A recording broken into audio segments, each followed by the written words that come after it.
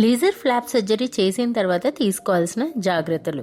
First 24 hours అనేది spit చేయకండి. Hot food, drinks కానీ అవాయిడ్ చేయండి. సర్జరీ ఏరియాలో టంగ్, ఫింగర్తో టచ్ చేయకండి. అండ్ డాక్టర్ ప్రిస్క్రైబ్ చేసిన మెడిసిన్స్ ఖచ్చితంగా వేసుకోవాలి.